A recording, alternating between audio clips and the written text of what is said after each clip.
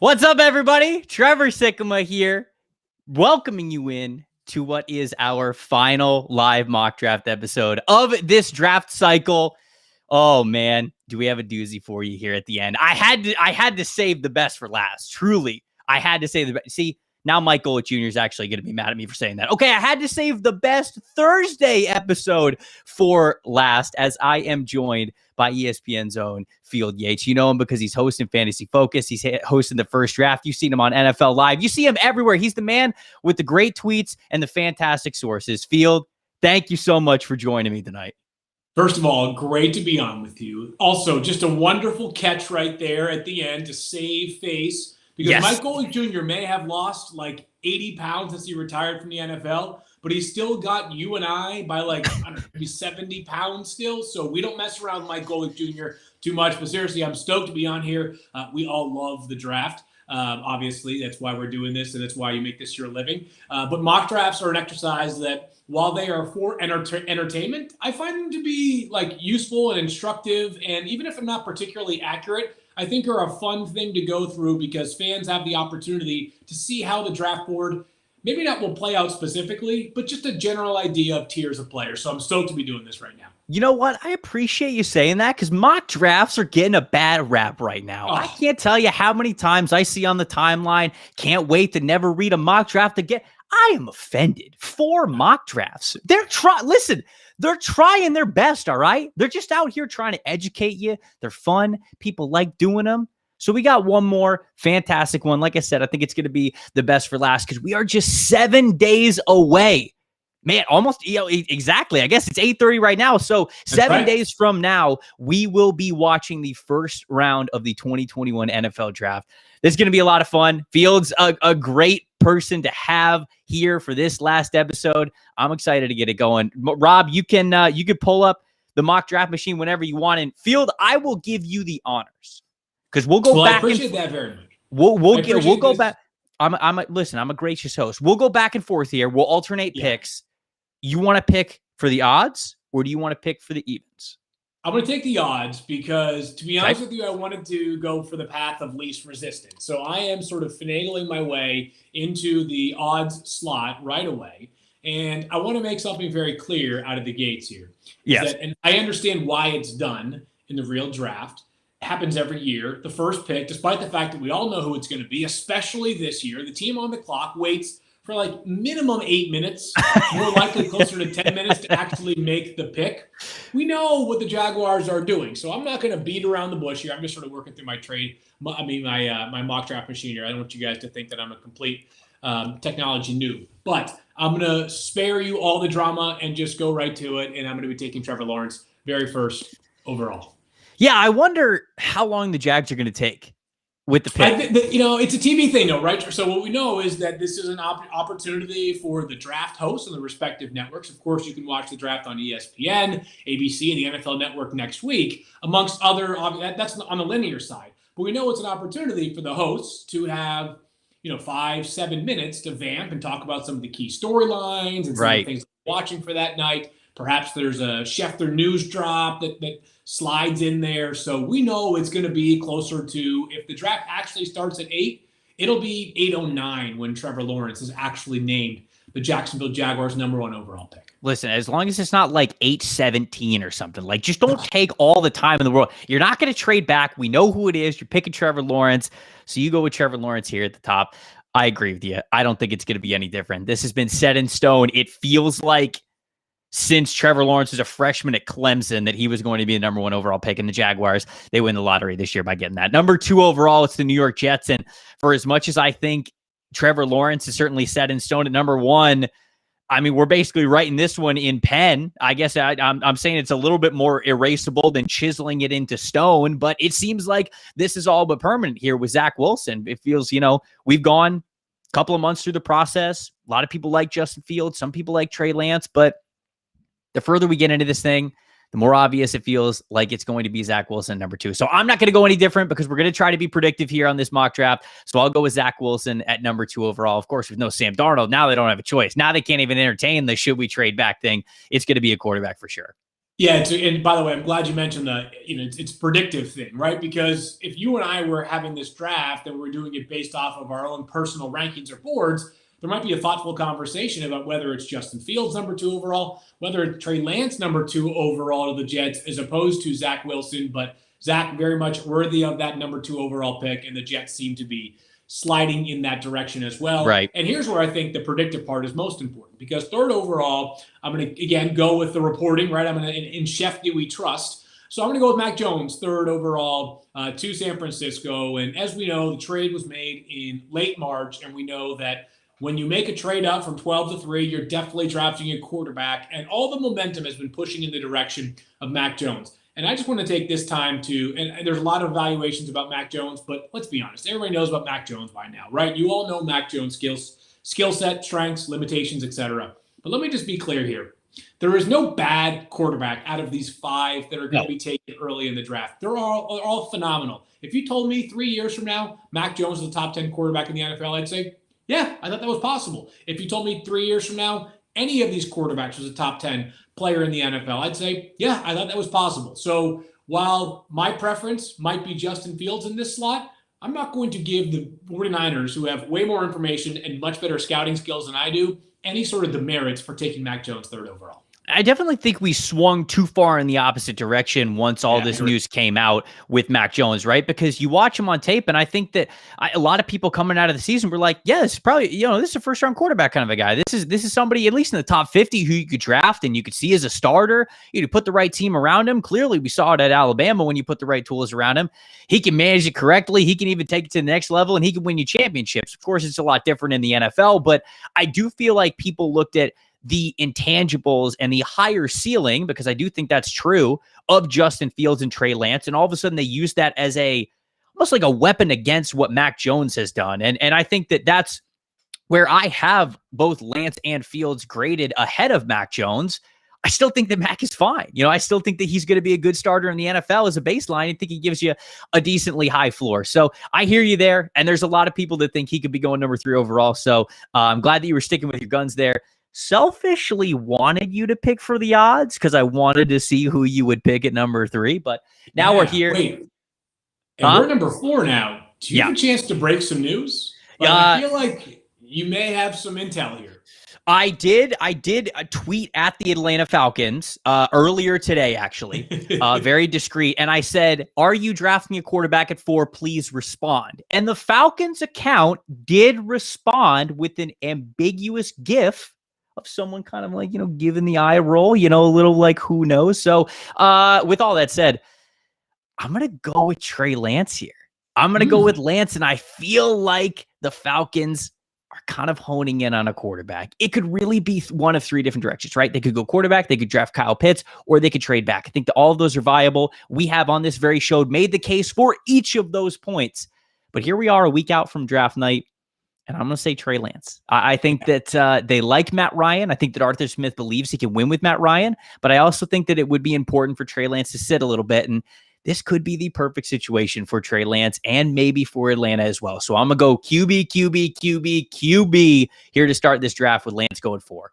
Yeah, and I can't fault you there. Whether I took Trevor Lawrence 4th, Justin Fields 4th, because Trevor Lawrence certainly won't be there 4th overall. But Justin Fields, Trey Lance, I see them as interchangeable. I don't mean that like they're carbon copies of each other as prospects, but I see the ceiling very comparably. I see the floor maybe a little bit higher for Justin Fields because we have a larger sample size.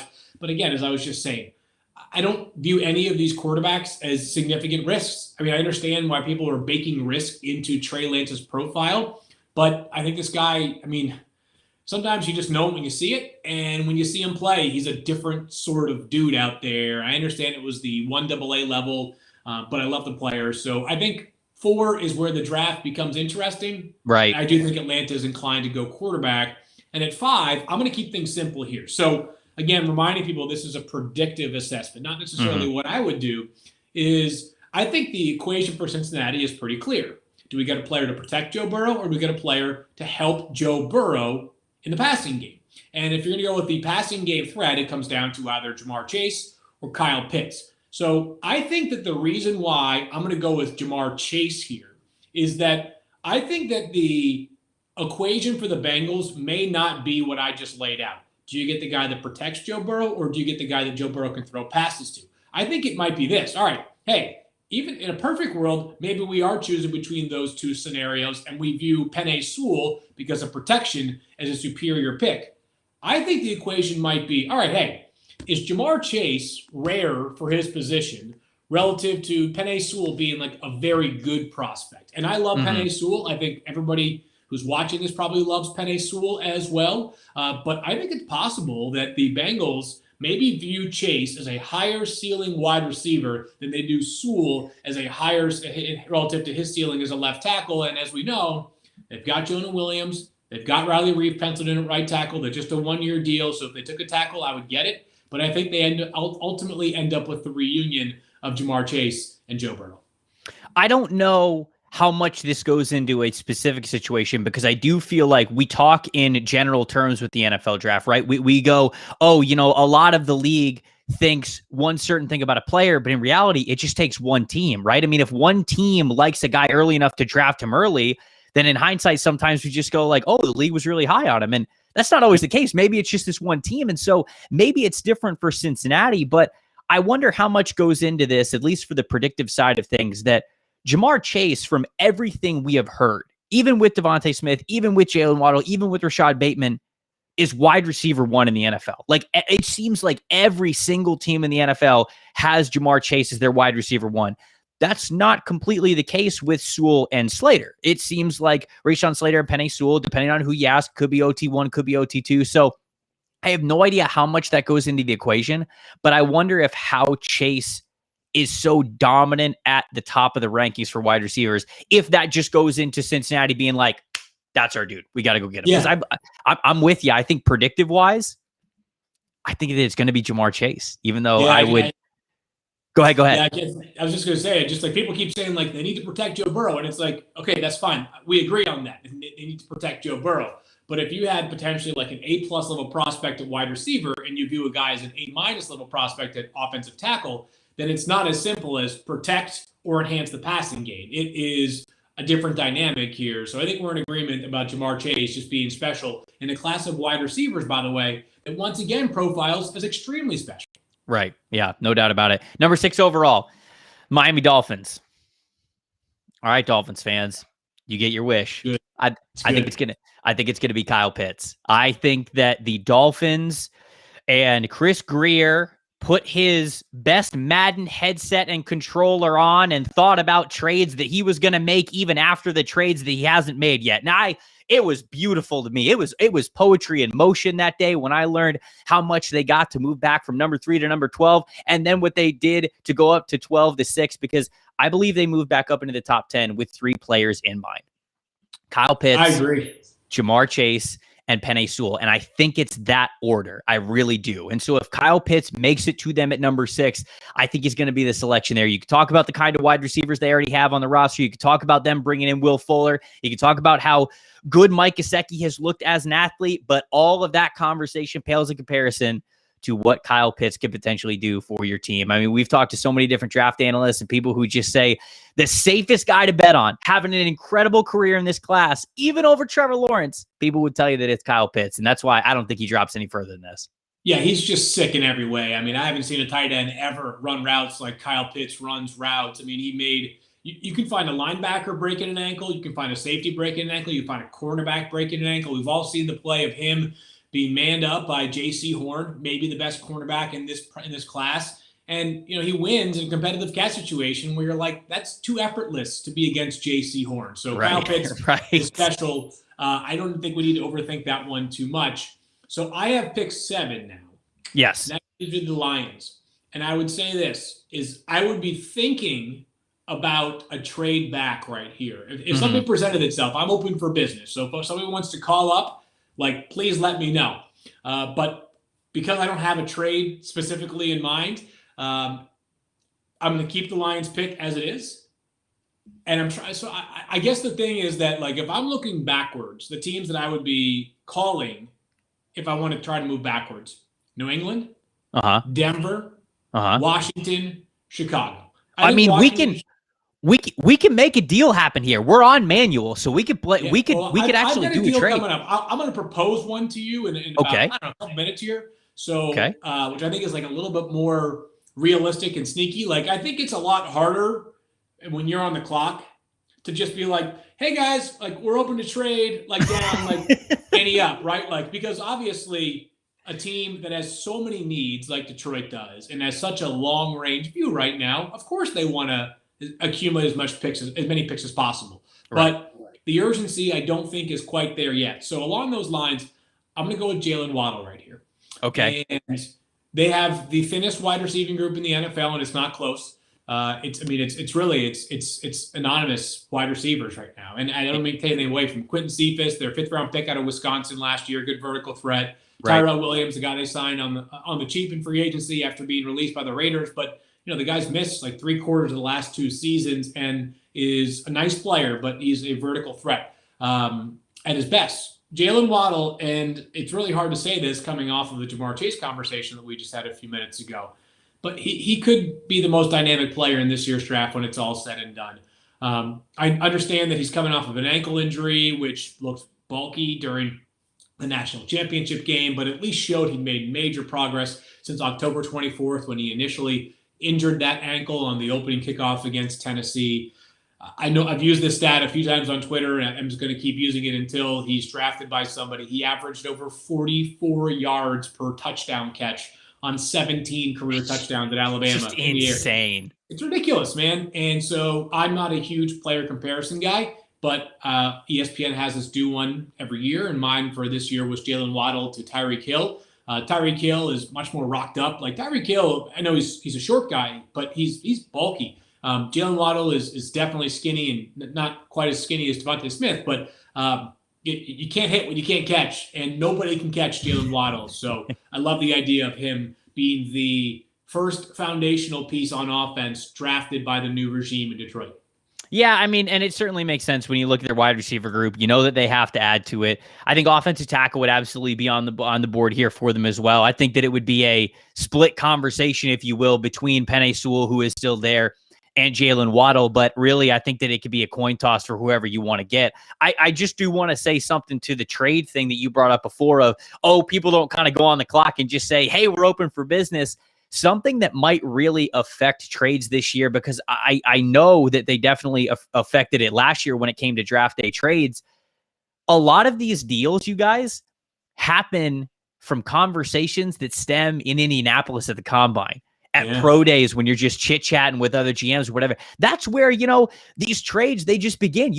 It's the same thing as if you're sitting here talking to your friends. You just throw out a player in a trade, and all of a sudden you're either laughing at it or you're giving a counter, and all of a sudden on draft day, that might actually be something that was the root of a deal that actually happens. And that all stems from when you're able to be in the same room with people and have some time to hang out a little bit. And we've just seen over the last couple of years that COVID has not allowed that to happen. And so I know for a fact from people that I've talked to that general managers in last year's draft were trying to move up and down, but they were trying to do it forming the trades as draft night was happening for the first time. And there's not enough time to do that. You've got to be able to lay the foundation in Indianapolis when all those guys meet, at the Senior Bowl, at pro days. And so I think that's something to keep an eye on. It's not just these trades happen within the 15 minutes the teams are on the clock. It's really not.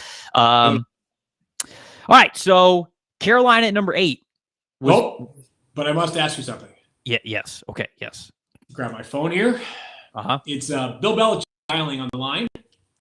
Bill, how are you? Scott would be willing to pick. Hey, I'm doing great. Had a productive offseason so far, but we're not quite done yet. And I know, Scott, you're doing a nice job so far in Carolina. You got yourself a good young quarterback in Sam Darnold. We liked him. Unusual circumstances led to his slow start to his career. But listen, we're trying to get ahead of Denver right now.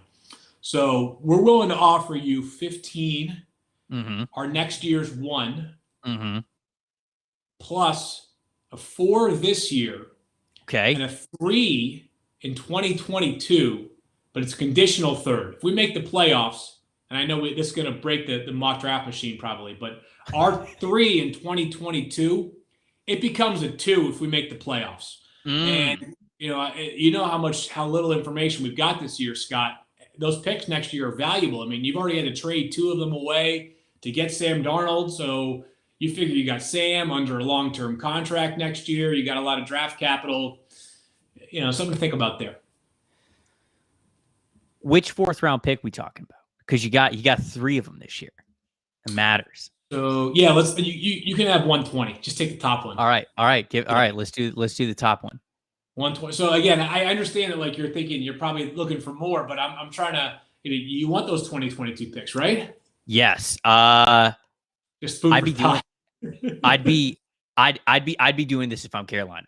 No doubt about it. If I'm Scott Fitterer and I think that the Carolina is going to have their phones open, you get a 1 this year, you get a 1 next year, you get a 4th rounder this year, and then you get a 3rd that turns into a 2nd. So essentially, you're basically looking at trading back and just adding Sam Darnold for nothing, because the trade for Sam Darnold was a 2nd rounder next year.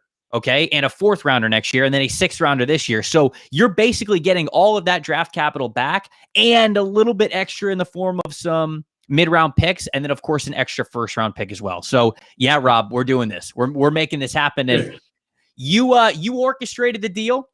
You're an odd picking team. You're up for the New England Patriots, and I have a feeling I know who you moved up for. Yeah, so at this point, there's only one player left, right? It's Justin Fields, the outstanding quarterback from Ohio State. I just think the role of this player, I know that the pre-draft cycle has been unique for him. I think the discourse got away from what matters. Justin Fields is an absolute baller. The dude is made out of Teflon. I mean, he's just unbelievably strong. He's a great thrower of the ball. We know the accuracy is absurdly good. One thing that I've realized during this pre-draft process, Trevor, is that like, at some point, people don't like the idea of us like poking holes in these top quarterbacks. There are things that Justin Fields needs to be better at, no doubt. In the same way, but you can say that for any of the other 4 quarterbacks. Of course. I see a massive upside for Justin Fields, a guy that sort of feels like he's built for it, sort of a steely. That's a word I always use about Justin Fields, built for big moments. And if anybody's out there saying like, hey, that's way too much of a price to pay for him, it's a draft. It's a quarterback. Like, this is what's happening. You can't expect to move up and just sort of, hey, let's give me an extra 3rd and move up 7. No, that's not how it's going to work this year. Right.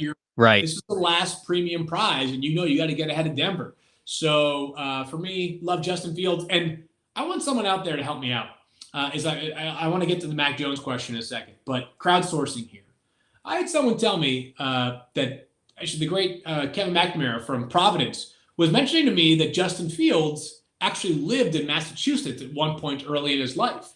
And I hadn't previously heard of that. And if it's, so if the Patriots ever drafted him, and Justin Fields apparently lived in Massachusetts for a short period of his youth, I mean, that's just like the world coming full circle. I know he's from Atlanta. I never heard that fact before, but that will be quite the interesting full circle moment. We hear of the Justin Fields homecoming moment for the Falcons at 4, but have you heard of the homecoming moment for the Patriots potentially in the top 10? So we got a question, and I would love to hear your thoughts on this, Field, because the question is, do you guys think that New England would do this for Mac Jones if, say, Justin Fields is taken 3rd? So it doesn't even have to necessarily be Mac Jones. We know that the New England Patriots signed Cam Newton, but it's not a long-term security kind of a deal. The money clearly means that they believe in him this year. They think that he could play well, but it's a heavy incentive deal. There's not much, there's nothing at all actually after this year.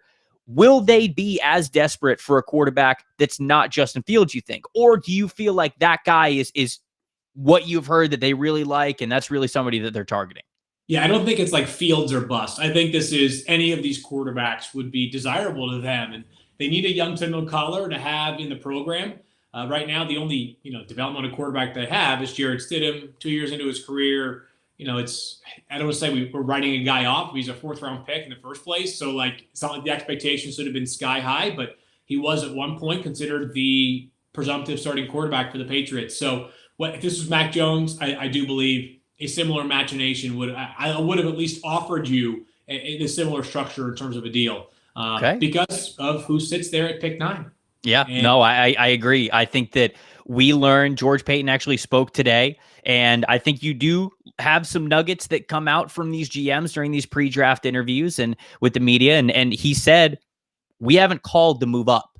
That's not what we're looking to do. And I think, to me, especially because of how non-committal it seemed like he was with Drew Lock, that tells me if a quarterback drops to us, we're taking one. Like, that's what's going to happen. But we don't feel like we have to go get one. And so I think that still puts up the same reality where if a team, like you said, Washington, Chicago, New England, whoever wants a quarterback, if they want one, they better get in front of Denver, especially if the other four are gone. So, yep, agreed there. But because of the trade up, it's left Denver in sort of an interesting spot here, right? Because if all the quarterbacks are gone, then obviously they're looking a different direction. They're not going to take the 6th or 7th quarterback off the board. Right. And if you look at how the board is shaping up right now, Penei Sewell is still sitting there, right? That's probably the most notable player who hasn't yet been drafted. Yeah. Broncos found lightning in a bottle with Garrett Bowles this past year. He emerged from a colossal bust to an outstanding left tackle. Mm-hmm. He paid Jawan James big money a couple of years ago in free agency. This is one of those that may seem like it's not as much of a need. But I'm going to go with Penei Sewell right here. And the thought process for me is, while there are really good players on the board, and I was tempted to take Micah Parsons, to be honest with you, this is just a value pick, right? Because I believe in Penei Sewell. And I believe that the last position you ever need to worry about having too much of in the NFL is offensive line. Jawan James, we'll see, opted out of last year, struggled in his first season with the Broncos after signing in free agency. This wouldn't surprise me if Penei Sewell is an immediate starter at right tackle. Now, I would ask you, as someone who's obviously studied these players extensively, is it a waste of him as a prospect to play him at right tackle, given the fact that they just re-signed Garrett Bowles? No, I mean, I don't think it is at all, especially when you look at the NFL and some of the best pass rushers in the world are going up against right tackles. Defensive coordinators aren't stupid. They're lining up their best. They're lining up their best pass rushers against your worst offensive tackle. That's how it goes. And if you got a weakness on one side or the other, then they're going to attack it. And we've seen that so many times before. Of course, Von Miller is the one that always comes to my head. TJ Watt's another one. They're putting these guys up against these right tackles, and they're going after him consistently.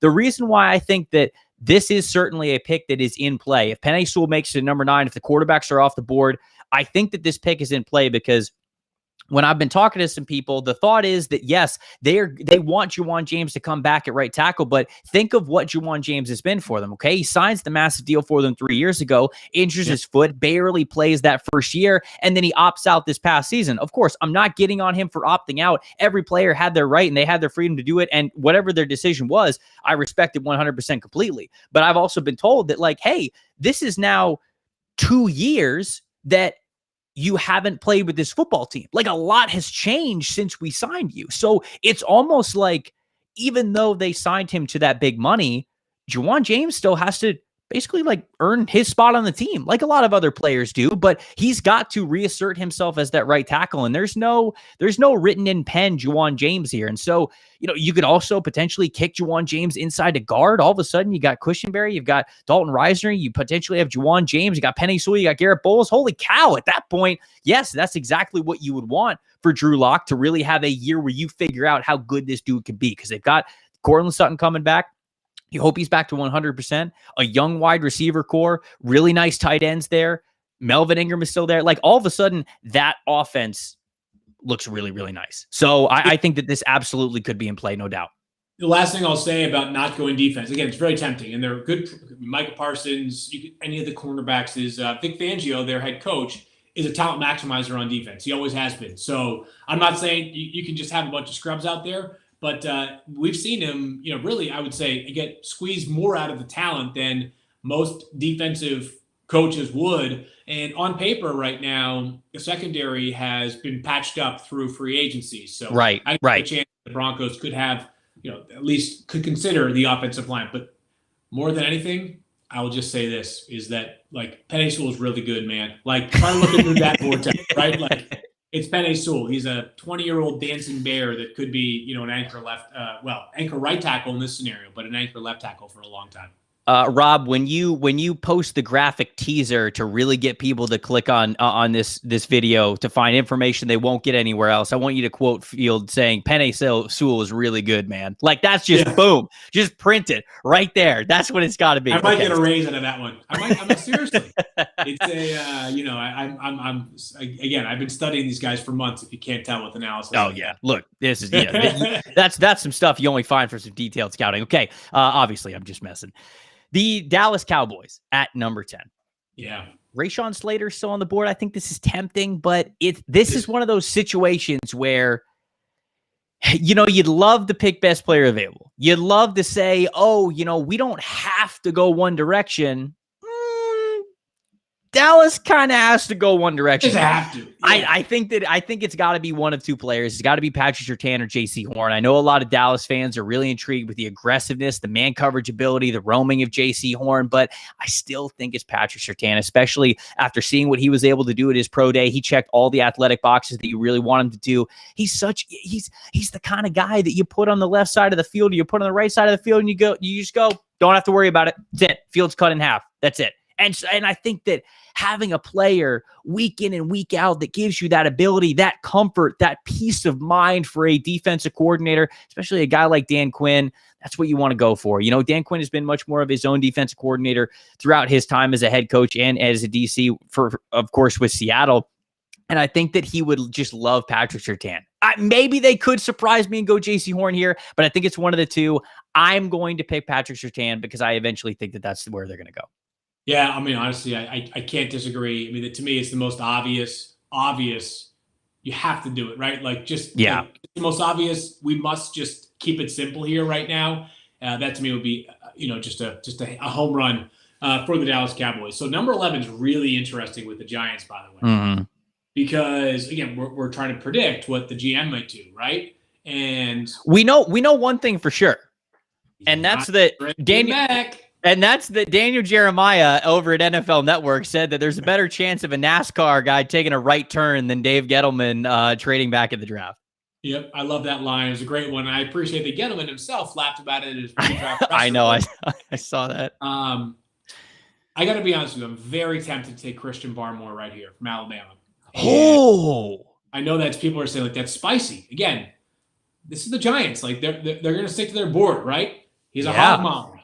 The team lost Alvin Tomlinson in free agency. Now, there are ways for them to patch up that defensive tackle spot, and it's not like, it's not like it's a, this is not a quarterback where if the need is so obvious, then you have to jump on it right away, right? But you and I both know this is not considered a strong defensive tackle class, right? And Christian Barmore is an outstanding player. I love him. I think part of the reason why people are less excited about him right now is simply because it's like, it's a defensive tackle who up until the last half of last season wasn't putting up a bunch of the juicy, eye-popping stats. Right. So along those lines, I am very tempted to do this. But I'm going to go with Devontae Smith instead from Alabama. Man, all of that talk, and he just goes with it. Wait, so hold up. So you went from maybe picking a 320-pound guy to picking a 165-pound guy? How'd we get here? Yeah, that's right. Half the size, potentially twice the impact as far as Giants fans are concerned. Man, no, I love Devontae Smith. This, again, is a talent thing, right? I mean, special player, unique individual, wins in such great ways, uncommon acceleration, outstanding football IQ. You can just see it from the route running, some of the stuff that Steve Sarkisian was dialing up. He sets up blocks incredibly well as a receiver, which is not – we talk about that for running backs, right? But like Alabama ran a lot of those slip or tear screens with Devontae Smith, and you can see the way that he's playing chess with his blockers and defensive players down the field. The Ohio State game, the national championship game, was an absolute clinic. Again, rare acceleration. This would give the Giants a very enticing wide receiver group. I understand that they have already 3 players that you like. Kenny Golladay made a lot of money. Sterling Shepard's a really good slot player when he's healthy. And then, a couple of years ago, I mean, like they have found some level of success in drafting wide receivers late with Darius Slayton in the 5th round a couple of years ago. Right. That being said, Devontae Smith, keeping it simple here. Yeah, I think that you're on a mission basically at this point. And I know that Dave Gettleman, he often thinks that a really good defense really helps the quarterback anyways. But the mission is to basically put your team in, or your offense specifically, in the best position it could be in to make sure that you could judge Daniel Jones properly, right? I mean, like, that's what you've got to do here, because for as much as you want to sit here and say, like, oh, the best could be yet to come for Daniel, he's taking steps forward, like, he's got to take the leap forward this year. Like, this has got to be it. So no excuses here. I think that offensive line, wide receiver, that's very much on the table for him, even for a guy like Gettleman who loves drafting defense in the 1st round. So, okay, Devontae Smith off the board at number 11. Philadelphia Eagles up at number 12. They're often a team that just goes offensive weapon, right? I mean, like Jamar Chase, Kyle Pitts, Jalen Waddle, Devontae Smith, all of these players have been mocked to the Eagles at various points because, of course, they were picking at number 6 overall before they were picking at number 12. Here at 12, though, none of those guys are available. And I think that that's still fine for Philly because there's a player on the board who I still believe that they would really, really love. I think that's J.C. Horn. Okay, you get to put J.C. Horn on one side, Darius Slay on the other. I think that's a fantastic CB duo. And, the offense, of course, like it's just got to work out, right? I mean, like Jalen Reagor's got to take a step up. Arcega-Whiteside's got to take a step up, right? I mean, like Fulgham, I think they like what they see in him, but he's got to continue to be good. Jalen Hurts, I mean, it's just, you really hope with the Philadelphia Eagles and their offense that their offensive line just doesn't get hit with the injury bug nearly as hard as it did last season. If that's the case, I feel like they've got enough to compete right there. They could certainly go offensive line because I still think they might be able to get a really talented guy in there. So with Slater still on the board, with Elijah Vera Tucker, I think they could be very interested in those guys. But I feel like Horn gives them the more impact in an area where they have to get another impact player in there. So Horn gives you a lot of man coverage ability. Darius Slay gives you the same thing there, so you could play man coverage across the board. This would be a fun CB duo at the very least. Yeah, and a new defensive coordinator, Jonathan Gannon, secondary coach by trade. He's going to be pounding the table for any defensive backs you can get. No doubt. Question just came in, by the way, from FF Underground about whether I consider Rashawn Slater to the Giants at pick 11. I absolutely did. The problem I'm having right now is that the Giants have 3 offensive tackles already. Andrew Thomas, the 4th overall pick last year, Matt Purd, 3rd-round pick out of UConn, and then Nate Solder, who's back on a 1-year deal. So either one of them is starting at guard or one of them is a backup. So as much as I think Rashawn Slater could be, and I mean, there are people within the NFL that think Rashawn Slater is going to end up as a guard. Mm-hmm. And he could be a tail kicker. He could replace Kevin Zeitler, who obviously is now a Baltimore Raven. But I think just the fact that you've invested so much over the past year in the offensive line, you got to diversify the portfolio, but that leaves Rashawn Slater sitting right there for Tom Telesco, who just operates in silence every year during the pre-draft process with the Chargers and usually makes good first-round picks. We saw it last year with Justin Herbert, obviously. Mm-hmm. Rashawn Slater, 13, fills their biggest need. You could, I mean, in terms of teams that have like significant needs going into the draft, and take away the quarterbacks at the top of the draft, the Chargers and left tackle is one of the most stark needs around the NFL, period. So I'm going to make it quick. Rashawn Slater, unbelievable athlete, a guy who, again, I mentioned some people think in the NFL he will end up as a guard. I think there's a chance he'll be not just a left tackle, but a darn good left tackle for a long time. I was having this conversation with Golick Jr. when he was on Sunday. We talk about the thresholds a lot because having longer arms is more advantageous for an offensive tackle, right? I mean, like it didn't just come out of nowhere. It's not like they're making this up to just like keep certain offensive tackles out. It has a reason why you have these thresholds. You have these, okay, our offensive tackle have to have this much arm length. They've got to be this size. They've got to be built like this. They've got to have these kind of agility scores. Like there's a reason why these things exist. But I also feel like there's some offensive linemen who are just damn good offensive linemen. And it's just like, you just see it show up. And I asked Golick Jr. if that's the case. And he's like, yeah, of course, all the time. Like you see these guys who are not built the way you want it. Like sometimes they carry their weight a little weird. Sometimes they don't have the quickest feet or whatever, but it's just, they understand the position and they understand the job of one big man staying in front of another big man so well that you could start him at guard, you could start him at tackle, and they'll give you what they want, right? We're very worried about those 2 or 3 snaps a game where a defensive end might get the perfect jump and might be able to attack the outside shoulder. Yep. But there's 50, 60 other reps that go on, right? I mean, like, we often think about that with offensive linemen, and it's just they're playing every single snap. So we often overemphasize, I think at least overemphasize, those 2 to 3 reps that they might lose. Now, they're crucial. You don't want to lose them. But if a guy is so steady at the other 50 or 60 reps, I think that there's weight to that too. So all that to say, not that I even believe that Slater's going to give up all those reps, but I think about that with offensive linemen all the time. Okay, I've got back picks here because we traded back with Carolina, so I'm about to do a lot of talking. Hope you guys enjoy it. Number 14, Minnesota Vikings. Rick Spielman is not one to draft defensive linemen in the first round. Since being the general manager in 2012, he has only done it once. I believe it was Sharif Floyd. That was a defensive tackle in 2013. Yep. Ever since then, it has not happened before the third round. It's just not what he does. That changes this year. I'm going to go with Jalen Phillips, the pass rusher from Miami. Of course, there's some question marks with Jalen Phillips. The big one is with the concussions, right? I mean, this is a guy who almost had to give up football because of the concussions that he suffered and the other injuries that he suffered at UCLA. But, you know, he puts on the helmet, you flip on the tape. This is a number 1 overall recruit in the country for a reason. And I think that he brings by far the highest pass rush potential and just edge presence potential of anybody in this class. And so if the Vikings are going to go for somebody, because we saw him go after Yannick Ngakoue last year, right? I mean, they tried it. They tried to go all in. They knew that they had to hit edge. I think that they're going to go with Jalen Phillips here at number 14 in the first round. Thought about, did you think at all about Kwity Paye there, understanding that they're different types of players, but ostensibly same position?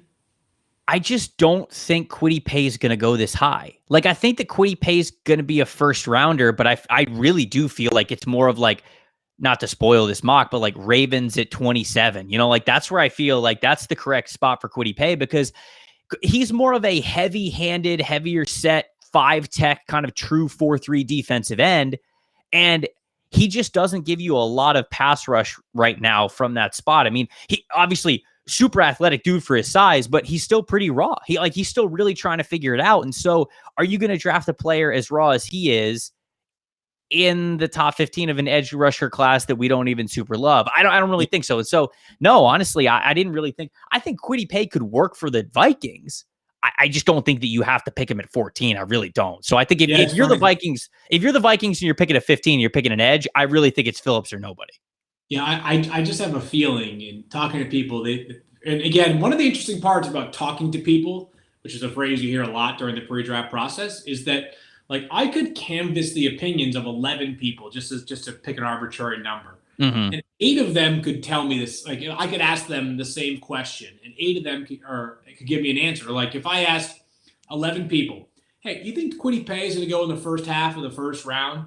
If 8 of them said yes, that might lead me to feel like wholly confident that he's going to go in the first half of the first round. Right. But the reality is that you could also ask another 33 people, increase your sample size by 3 times, and 5 of them could say yes. And then all of a sudden you'd have a much different view on the original question and answer. So, however, I've spoken to some people that, whose eyes I trust, I should say, that make me feel like I might be a little too low with my projections on Christian Barmore and Kwity Paye. Those are the 2 players I'm trying to work up my board a little bit. And it's funny because the profile for Kwity Paye, and again, I don't want to do too many player comparisons, but in terms of like you mentioned how this guy is just like big, powerful, nasty, can win with hands. Yeah. Has some Everson Griffin in him, a guy who, when he came out of USC, rocked up, but a super athletic dude. Not athletic in the way of like a Daniil Hunter or Yannick Ngakoue, super long. Right. Just barrel-chested and just gonna you want that guy with you on your side. And we know Mike Zimmer, their head coach, has long had a soft spot for Everson Griffin. So that was part of why I mentioned him specifically with the Vikings. No, I mean, well, no, I think that's great. Of course, I think that when you look at this defensive line class in general, interior defensive line and edge, there is not a clear range that I think that you would pick all of these guys. Cause like I said, like I think that Phillips is by far the best one on tape, but he has the concussion history, right? I mean, like he has the questions off the field. And so like, you don't know where he's going to go. All of a sudden it's, Kwity Paye comes into the conversation, Azeez Ojulari, Jason Owe, I don't know. And so, no, I mean, like that's good information there. I went with Phillips at 14, but now we're moving on. We're moving on to the Carolina Panthers at 15. This is great for them, right? Because I think that they've got two great offensive tackles still on the board, even after their trade from 8 to 15 with the New England Patriots. To recap that pick, just for people who might be in the chat now that didn't hear it, the Patriots, orchestrated by Field, gave up a first rounder this year, a fourth rounder this year, a first rounder next year, and a third rounder that could potentially become a second rounder if the Patriots make the playoffs, all for number 8 overall. Patriots moved up to go get Justin Fields, so that puts Carolina on the clock here at 15.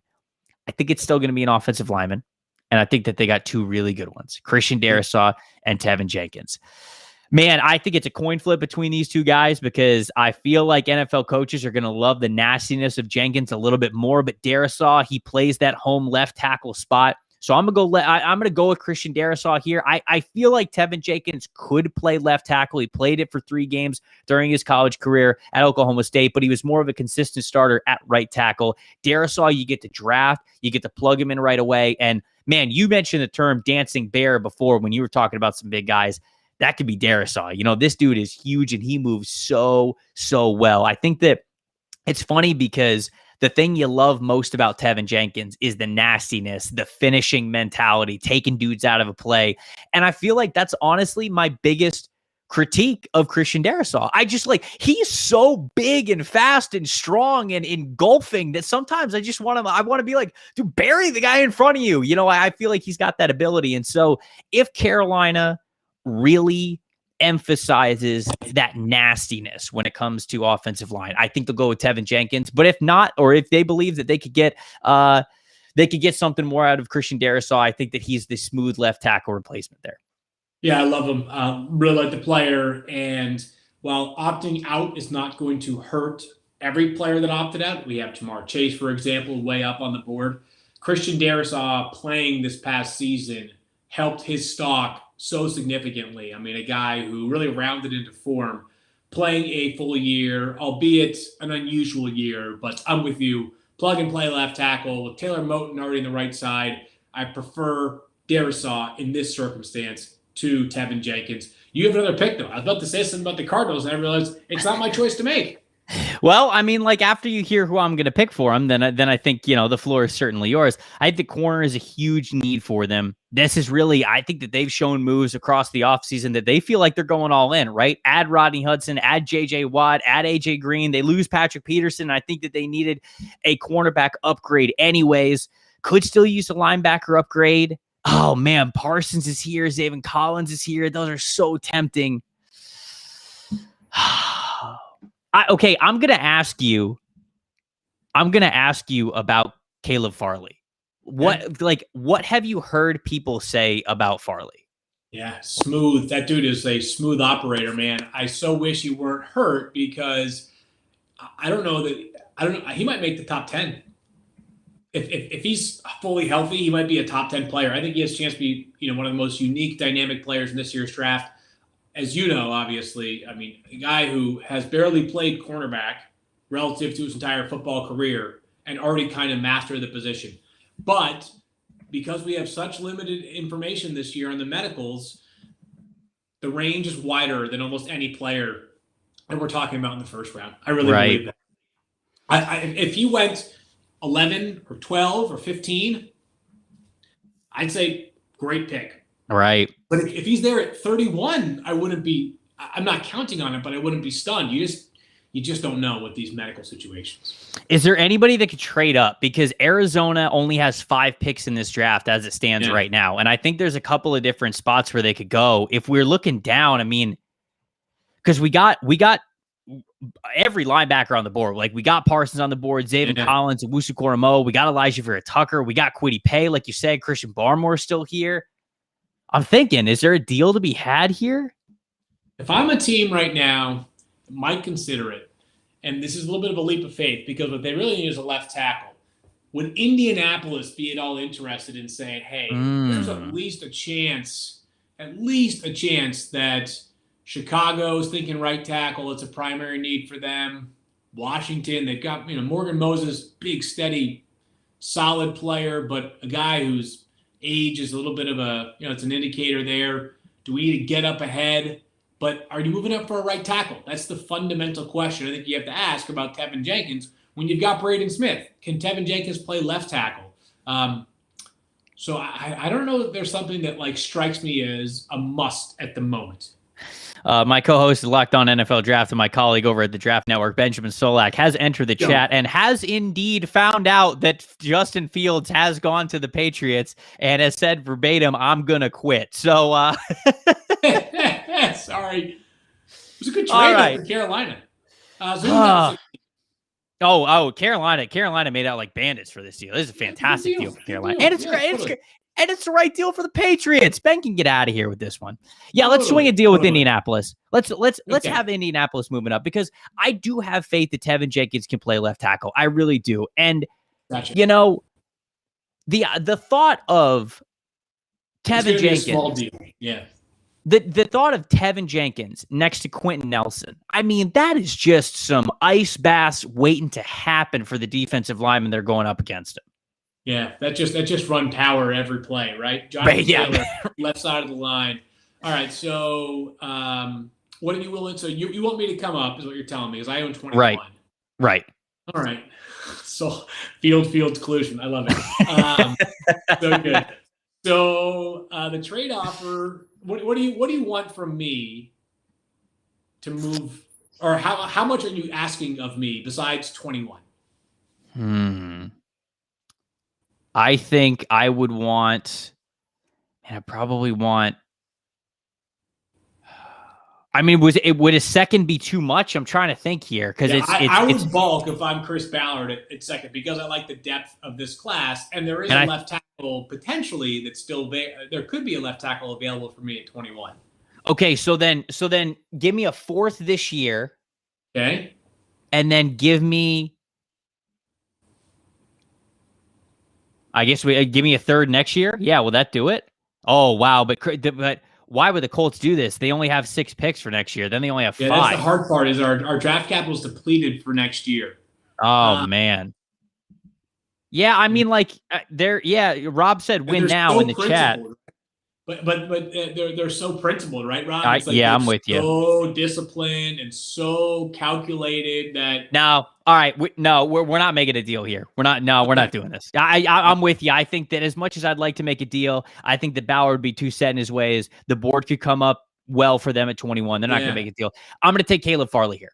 I'm going to take Farley. I love Caleb Farley. Before the injury, top 10 player in the class for me. Loved it, man. I saw such big upside for him as a player who brought rare length and fluidity for the cornerback position. You just do not see corners as tall as him and as natural, that move as natural as he does. I mean, you almost never see it. So former wide receiver convert, he's still really learning how to play corner, but you give me that baseline that we saw in 2019. Yeah. I mean, I'm taking that all day, especially at number 16 overall. So now you are finally up at number 17 with the Raiders. And I realized I've been, is whatever the opposite of brief has been my forte so far tonight. So I'll try to be a little bit more expedient with my picks. But we'll speed it up here for the last 16. My apologies there, but Micah Parsons has no reason to be on the board at pick number 17 still, and the Raiders, they have needs everywhere on defense basically.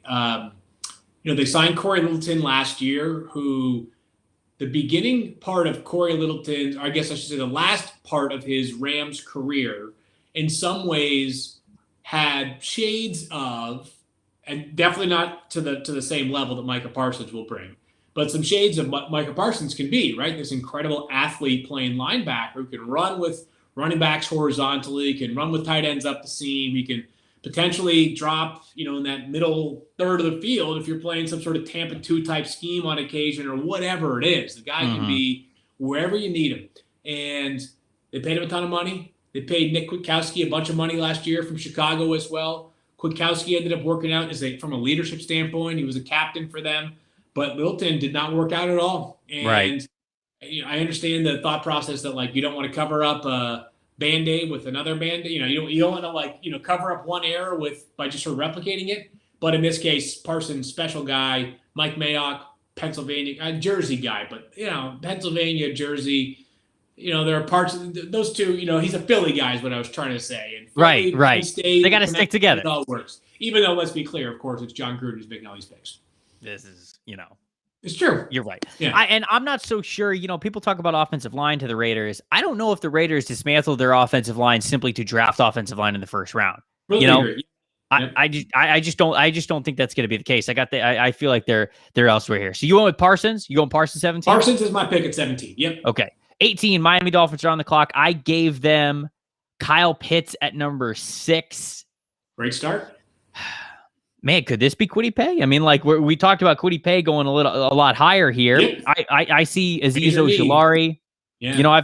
I've seen these guys all here before. I'm not picking running back. I mean, I know a lot of people link Najee Harris potentially at this pick. I just don't think it's going to happen. Really, this one comes down to 2 players for me: Zaven Collins or Kwity Paye. I will go Kwity Paye simply because they do need an edge player. I think that Quity's size and strength gives you a little bit of versatility there along the defensive line with where he could place him. I think Brian Flores is going to love the upside for it. And like Field said, there's a good chance that Kwity Paye is going maybe a little bit higher than what we're projecting right now. So we'll get him off the board at 18. And I don't think that's in any way a surprise to anybody in the chat.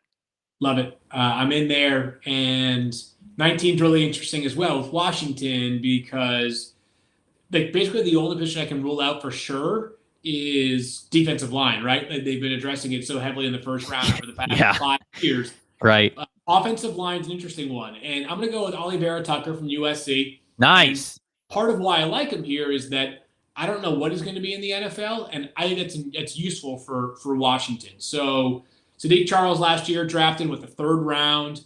I mentioned Morgan Moses on the right side. Still playing. Guy's just a capable veteran player, but again, he's going to eventually not be there. And they've got Brandon Scherf on a 2nd franchise tag. If they don't get a deal done, they're not tagging him again this offseason. Right. So yeah, you can't. If you think Ollie Vera-Tucker is going to be a guard, you've got a plug-and-play guard potentially. If you think it's going to be a tackle, you've got a long-range player, long-range prospect at tackle. I've heard both sides of the argument.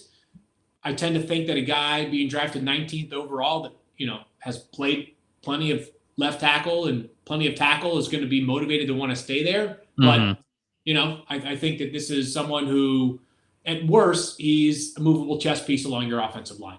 No, I think this is a fantastic pick here for Washington for the reasons that you laid out there. There are multiple avenues for him to start. And Dirk Cutter, the former head coach of the Buccaneers, he taught me that you've got to be able to get your best 5 out there. I don't really care what you've played in the past.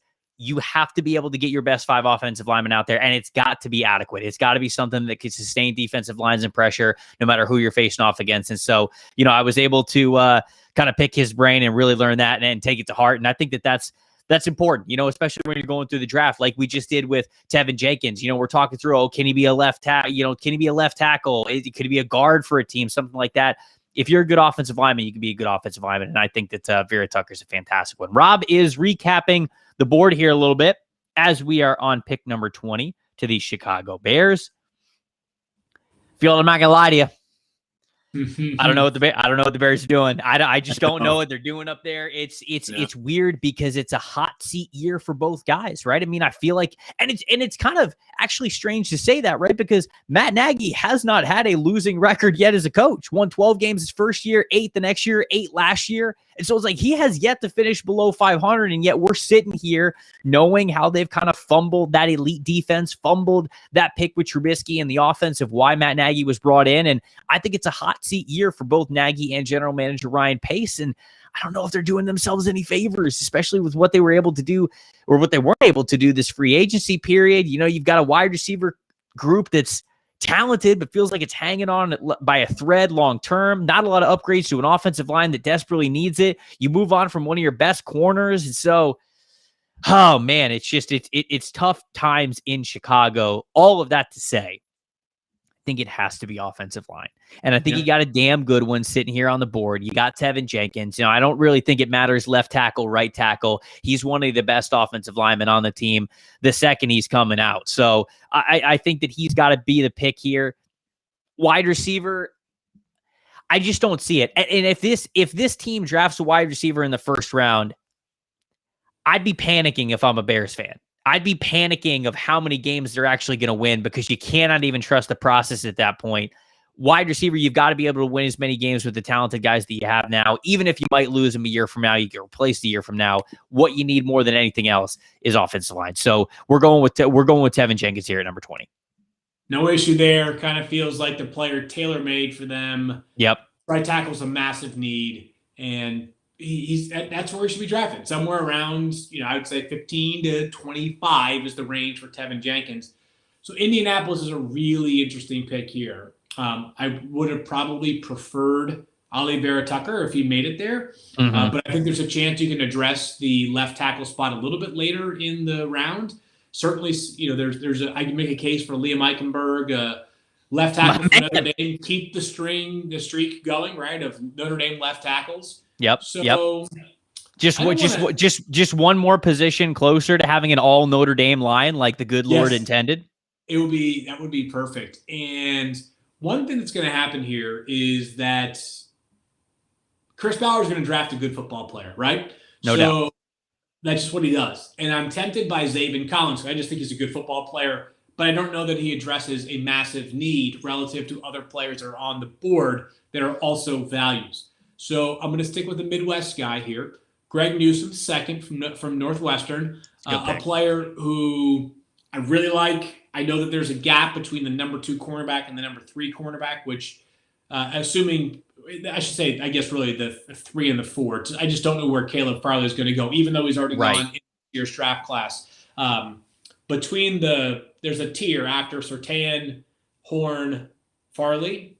We get to Greg Newsome, but ridiculous athlete, ran really well during the Northwestern Pro Day. Doesn't have a ton of experience. There haven't been. Isn't there some ridiculous stat about the last first round Northwestern prospect? Yeah, forever or something, right? I've heard that there's something. I actually should Google 96 this, or something. The last time they had a first round pick, and this year they're gonna have probably 2. Yeah, competitive as heck, plucky guy, and of all the things that Chris Ballard's done well, and there are a lot of them. One player that they're still hoping to realize his potential more is Rock Ya-Sin. That's the cornerback out of Temple a couple of years ago, who ended up going, I think it was 34th overall after the trade back with Washington. And we're getting the information. Last first-round pick out of Northwestern was Luis Castillo, big hulking defensive lineman in 2005. Was 28th overall. So I'm going to go with Greg Newsome here. Good player, good fit, and the Colts need some cornerback depth at the very least.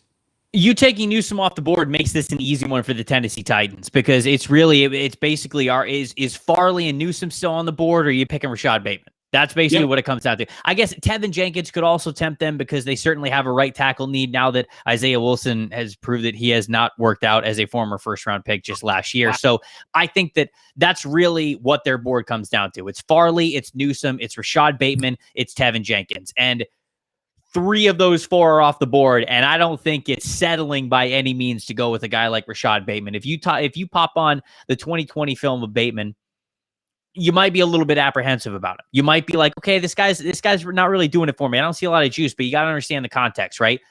He got COVID last year. It clearly affected his play. He said he lost weight in an interview. He said that he lost weight after it, and it was just something that he was battling through. That 2020 tape does not look anything like the 2019. Go watch the 2019 tape, and you will see a player that is a first-round wide receiver, no doubt about it. And so I see a lot of people who talk about the different tapes and everything. And I've even read some sources, some quotes, some, AFC scouts or AFC defensive coach or whatever it is. who said of Bateman, they're like, I don't really know what I'm getting 2020 or 2019. And yeah, but you got to put context to it. You got to make sure you put the context. He got COVID last year, and that really affected his ability to play and what he was able to do. And so you watch a fully healthy Rashad Bateman in 2019, this dude's a first round pick, no doubt about it. You put him on one side, you put AJ Brown on the other, and that'll help make up for a big pass catching loss this offseason, which included Corey Davis, Adam Humphries, Jonnu Smith, and of course, offensive coordinator Arthur Smith as well. So a lot of offensive losses there for Tennessee. They got to go wide receiver here if Bateman's on the board. So part of what's happening right now that's got me a little bit conflicted. I'm going to resist doing what I think I want to do. Because I really want to have, I told you, I want Christian Barmore off. I was going to say, you got to listen to your heart, Field. I know. You got to do it. It's not a significant need for the Jets. That being said, Joe Douglas is a trenches kind of guy. But for the second time, I am going to pivot. Give me Azeez Ojulari. Okay. The ex-player out of Georgia, guy who's got so much upside, just freakishly athletic, wiry, but explosive. A guy that I think will instantly, pressures are going to be easy for him to come by. The Jets are desperate for pass rushers right now. As much as I want to have Christian Barmore and Quentin Williams together, oh boy, would have been fun. Yeah. I understand. I'm going to practice a little bit more discipline and give me Azeez Ojulari. I feel like Jets fans sometimes don't like when you startle them with mock draft picks, and I'm sure you bringing up Christian Barmore's name just had every Jets fan just get closer to their. Don't do it. Yeah, I know. I'm sorry, Jets fans. No, Azeez Ojulari, I think that's a phenomenal pick. It's a position that the Jets have neglected for a long time. I know it's a new regime. Joe Douglas is in there, but yeah, I mean, it's about time that they get themselves another pass rusher. Of course, adding to Carl Lawson being there now as well. I think that's a pretty nice defensive line. You got Carl Lawson, you got Quentin Williams. You got a lot of beef around him outside of that defensive tackle spot with Quentin Williams, and now you got Azeez Ojulari on the other side. That's very, very nice. Pittsburgh Steelers at 24. See, this is another spot where it's like, all right, offensive tackle could have been on the board for him, but I don't think there's anybody big time worth taking. I would take Liam Eichenberg here, but I don't know if the Steelers are going to. Corner, you would have liked any of the big four that might have made it, but none of them did. All the Steelers fans they keep mocking Najee Harris to the Steelers at 24. Now they got no James Conner. It's the Pittsburgh way. All right, fine. I'll do it. Do it.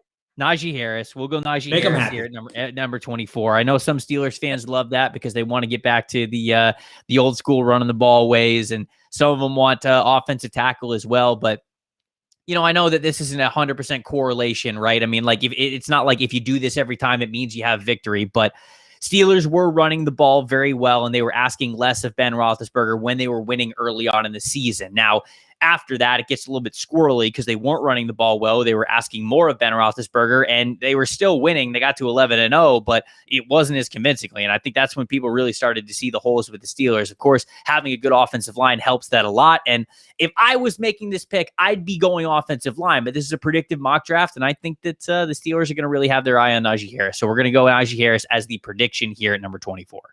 I'm not going, and of course, you've made Valley Veterinarian quite happy. Who is a Steelers fan who hates the pick with all of his or her heart?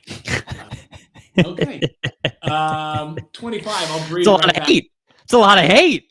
Yeah, that's a lot of hate in the heart. All right, I'm just going to do it. I don't care if it's the major need or not. Christian Barmore, defensive tackle. I understand the Jaguars have made quite a number of investments in defensive tackle over the years. Some have worked out much better than others.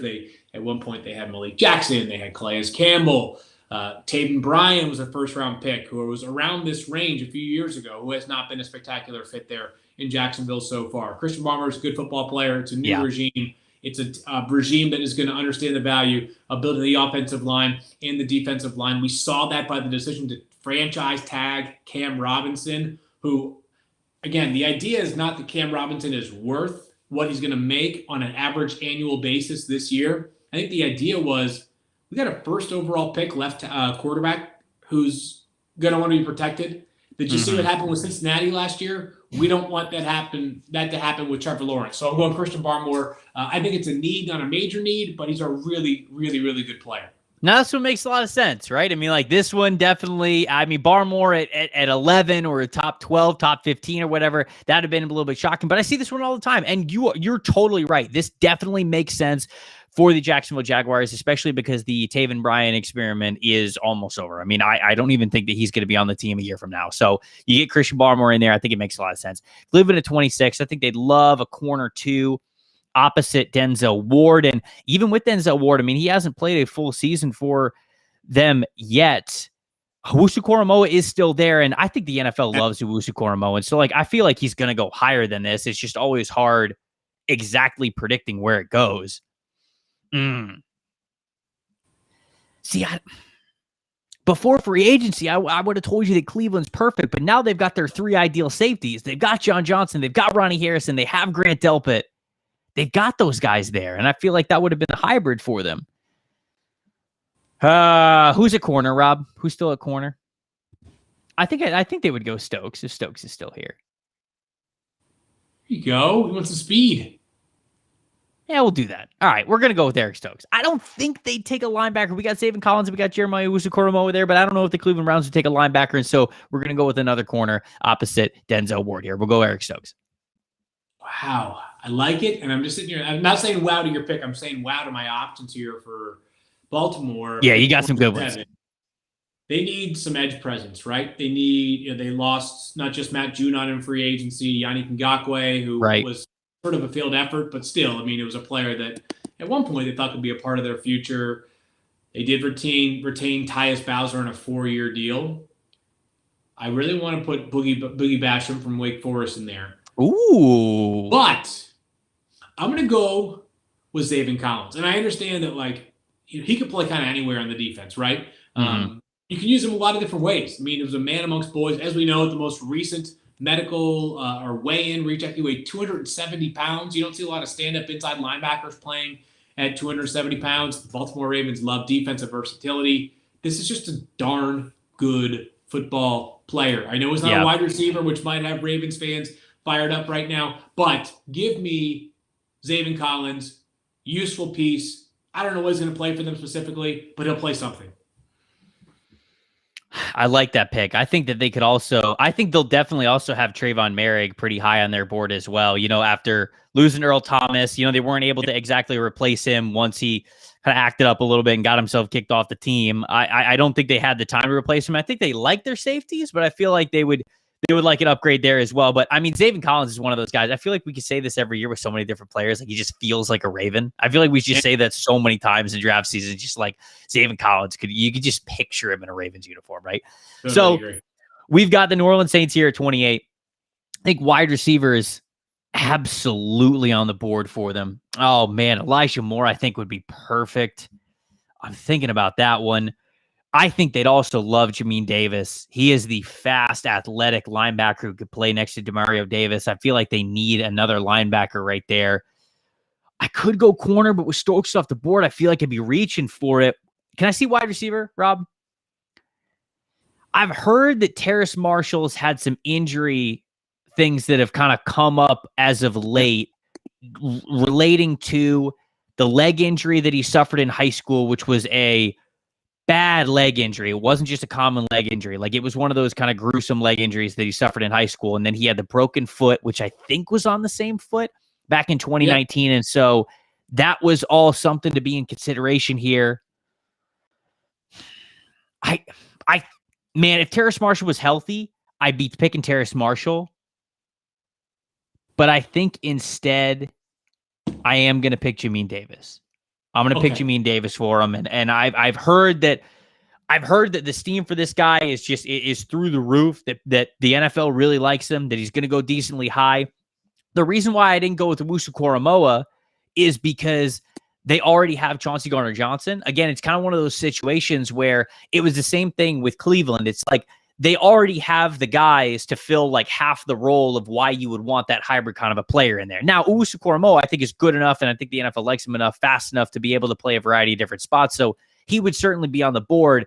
I'm just trying to project what these other teams might value in these players. And Davis, I think, gives you more of a traditional inside linebacker role that you can have be more of a line of scrimmage player. So I'm going to go with, I'll go with Davis here at 28. I'm going to go ahead and just make this really simple for the Green Bay Packers at 29. You go back to wide receiver. You can see there amongst available players, Kadarius Toney, Eli Moore, Elijah Moore from Ole Miss. It's Elijah Moore. And here's the reason why. So Elijah Moore, outstanding dynamic slot receiver who just crushed it for Ole Miss this year. Think about the past two notable Ole Miss wide receivers drafted, A.J. Brown and DK Metcalf. Think the antithesis of them stature-wise, and that's what you've got in Elijah Moore. But this dude absolutely balled out last year, the first year, and that Lane Kiffin system was a perfect fit for him. One thing to keep in mind with some of these smaller, compact, shiftier slot receivers is you got to have a quarterback that has pristine accuracy. And I'm not saying that guys who are small and slight and more nimble than they are powerful can't, make contested catches and all that.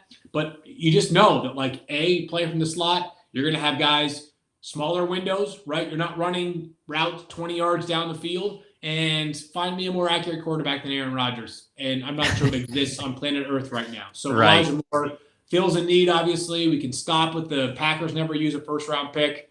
It's on a wide receiver. We could put that in there to the bed. And finally, Elijah Moore. Boom. I love it. I love Elijah Moore getting to go to the Packers because I feel like it fills a role for them that, like you said, they just don't have right now. Devontae Adams is the do-it-all. Lazard's the bigger blocking guy. He's more of the X, get-off press coverage, kind of red zone player. Well, I mean, I'm going to give Donald Lazard his credit. He's turned into a downfield threat as well, so he's really rounded out his game. Yeah. But, Marquez Valdes-Scantling, he's kind of a quick hit guy, but he's more of like a screen or a go-deep kind of a player. Elijah Moore, he could be that middle-of-the-field true slot guy that you're using with a lot of different two-way goes. Aaron Rodgers will love him on option routes. I think that's the way to go, and I love this pick here. Buffalo. Yeah, him and Devontae out of the slot, like double slots. Jeez, I don't know how you cover that. Yeah, it'd be ridiculous. Dude, it's amazing. Okay, so Buffalo's on the clock right now. Yeah, spicy. I had a Bills fan say, oh my God, Bills are getting Jeremiah Owusu-Koramoah. This is my dream. Yeah. Would they pick Owusu-Koramoah, though? I don't know if they would. So that'd be two very slight but athletic linebackers on the field of Matt Milano and Owusu-Koramoah. Obviously, you have Tremaine Edmonds. I mean, they brought back Milano. They've got Trey Edmonds. He's such a movable chess piece, though, on defense that you're kind of inclined to just sort of say, screw it, I'll do it, right?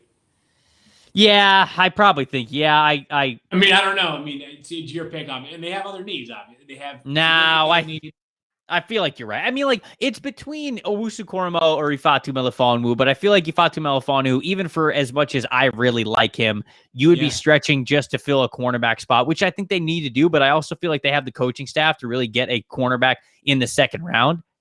Give me Owusu-Koramoah here. We'll go Owusu-Koramoah going off the board at 30. I think he goes way before this. I just want to say, I think he goes way before this. He's just hard to mock draft for because some team's going to take him on draft night and we're going to be like, oh yeah, love that. And you're just, it's something that you've never mocked before. So totally. He could be gone by pick 15. We are absolutely underselling Owusu-Koramoah. He's a really good football player. He's a standing athlete. He might be who knows what he'll be, linebacker, safety, slot corner, maybe all of those things wrapped up into one. And I think along those lines, it would be a luxury pick for the Bills, but also a player they'll get a lot of use out of right away. So for the Chiefs, let's not belabor the point here. They need an offensive tackle. So I'm going to keep the Notre Dame streak alive. Liam Eichenberg, left tackle out of Let's go, baby. Guy who had a really solid season this past year because Notre Dame left tackles always have solid seasons. Just a good player.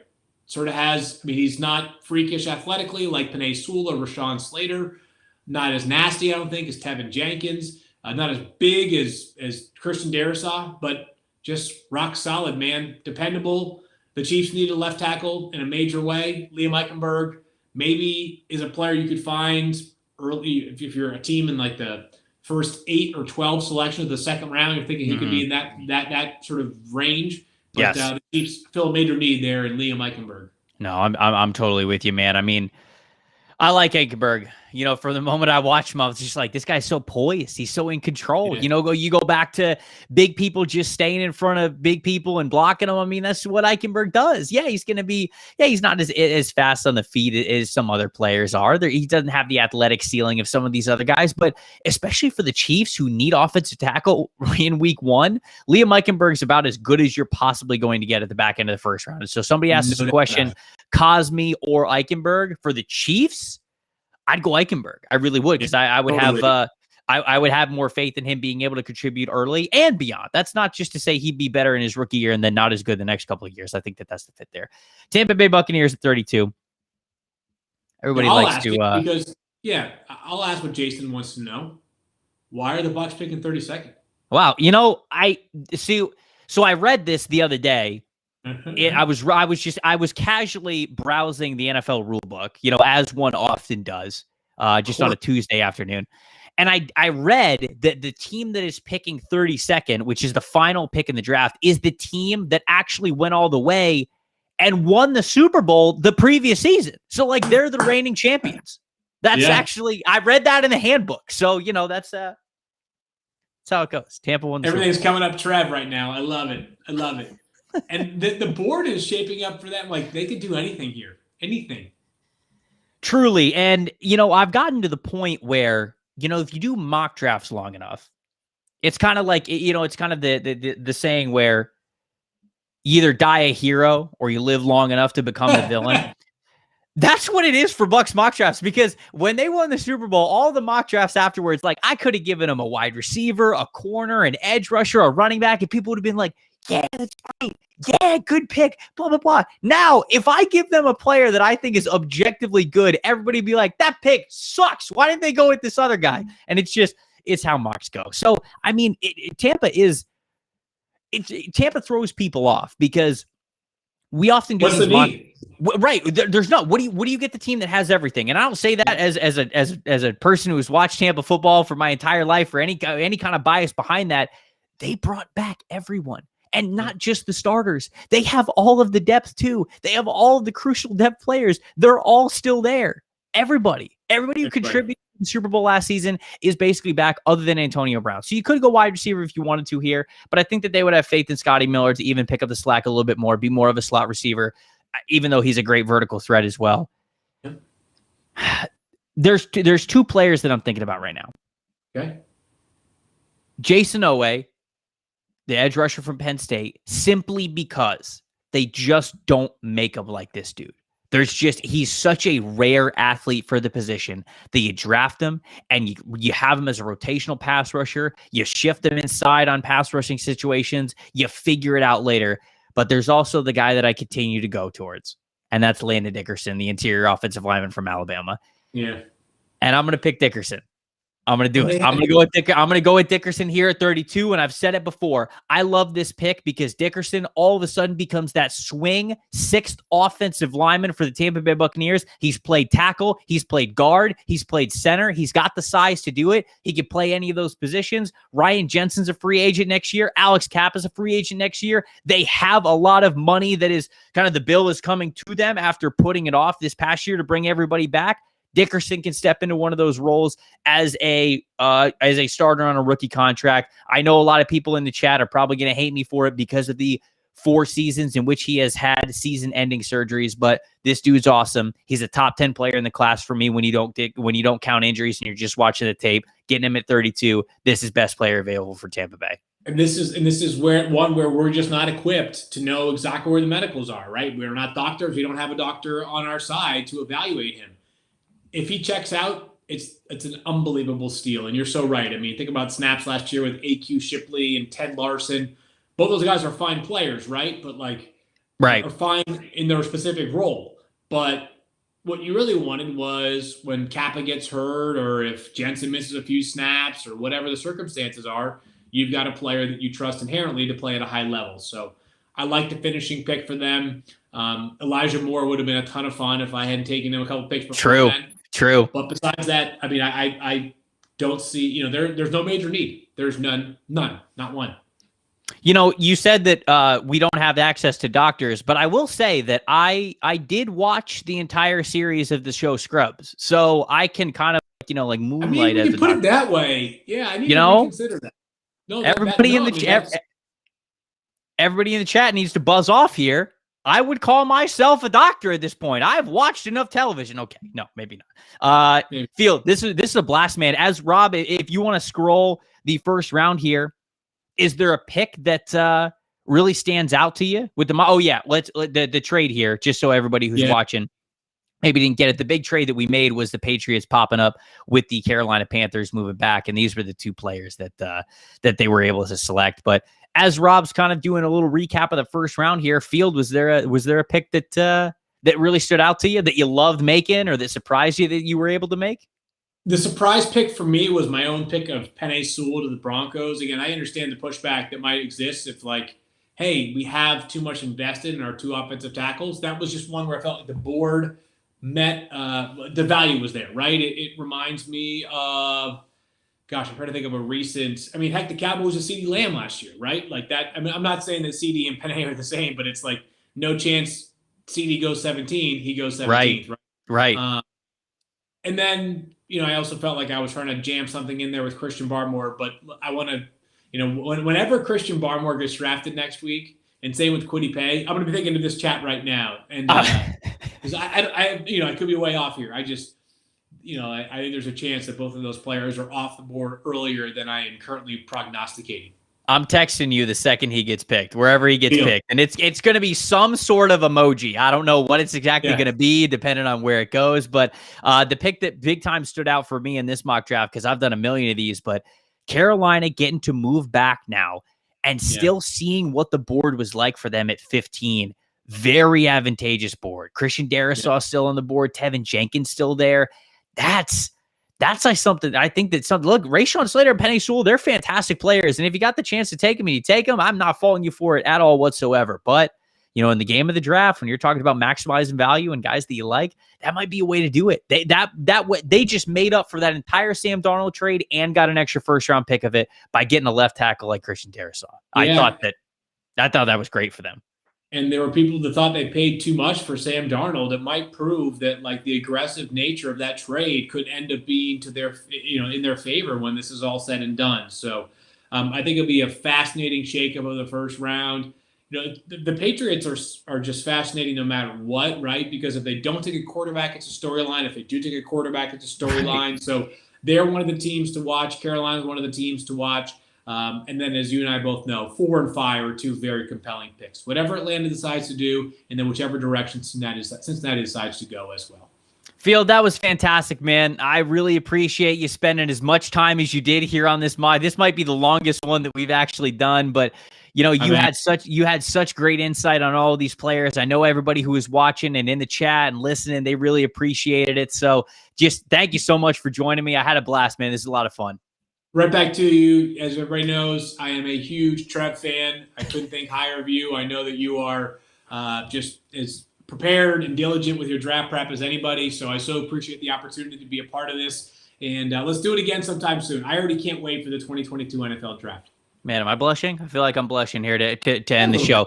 Everybody, go follow Field. Follow him on Twitter at Field Yates. Follow his stuff. He covers the draft in the First Draft podcast. He also, of course, hosts the Fantasy Focus podcast as well. You can see him on NFL Live. Follow all his great work. He gives a ton of great insight. He's super plugged in. Appreciate all of you guys out there watching not just this show, but all of the live mock draft shows that we have done for this draft season. We're going to have other live events that we're going to be doing during draft week, but it's going to turn into a completely different beast because draft week is unlike anything else. Thank you guys so much for watching.